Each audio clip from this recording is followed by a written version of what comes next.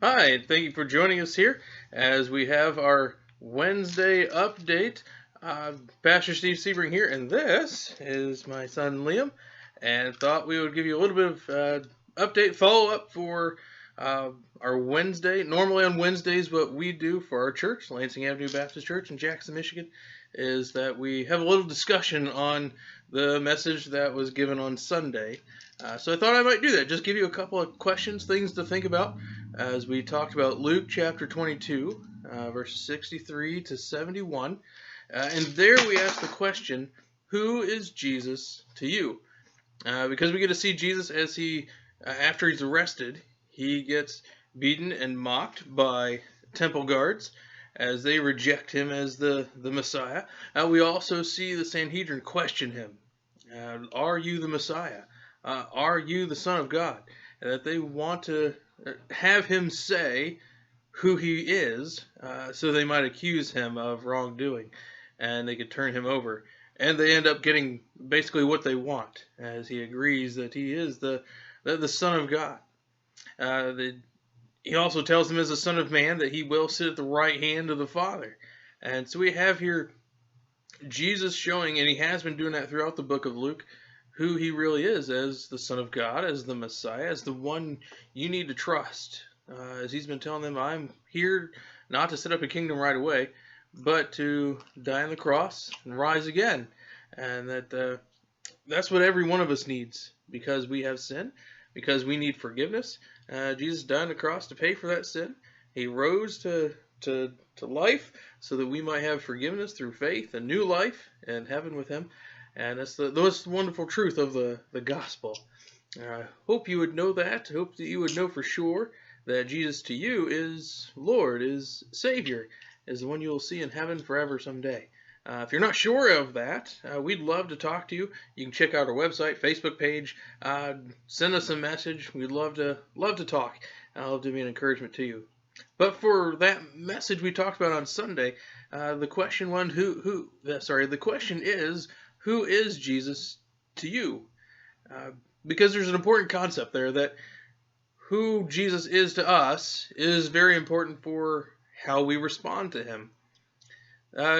Just think of that. If Jesus really is the Son of God, is Lord, is Savior, is truth, is all these wonderful things that the Bible tells us about him, wouldn't that change our life? Wouldn't that mean certain things for the way that we respond to him? I think if he is Lord, yeah, buddy, that we would follow him faithfully. We would obey. We would submit our life to him.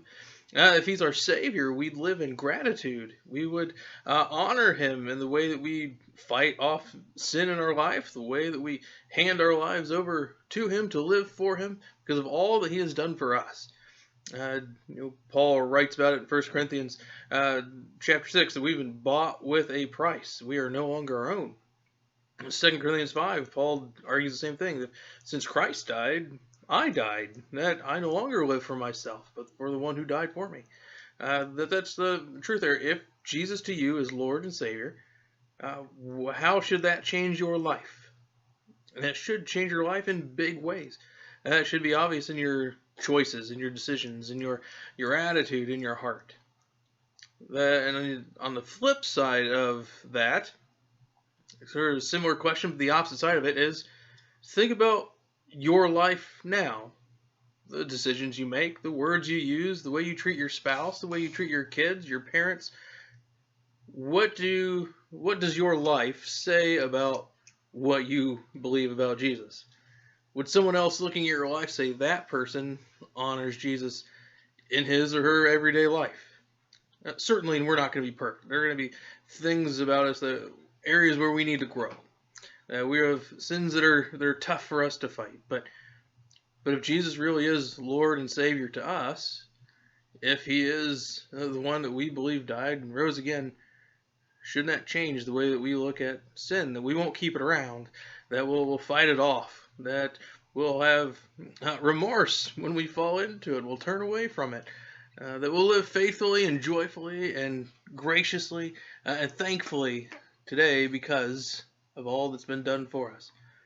So again, you can think about this couple questions. One, if Jesus is Lord and Savior to you, how should that affect your life? And then 2, the flip side of that is, what does your life say about what you believe about Jesus?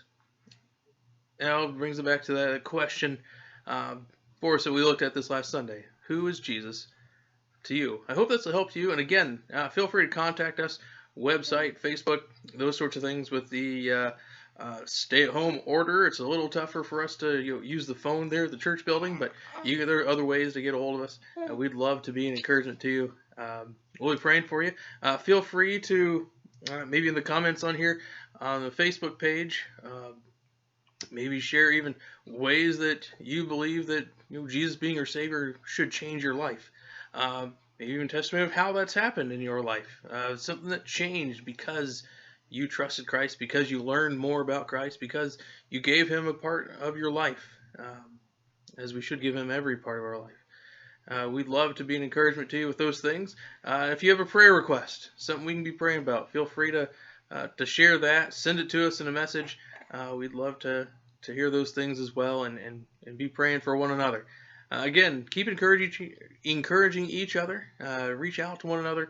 Find ways to let folks know you're praying for them, that you're there for them, and we want to continue to be the church. Well, we can't just be together in person very well. But again, we're praying for you. Let us know how we can do that better, and we'd love to be an encouragement to you. Thanks so much for joining myself and Liam here. And again, we'll be praying for you. Thanks.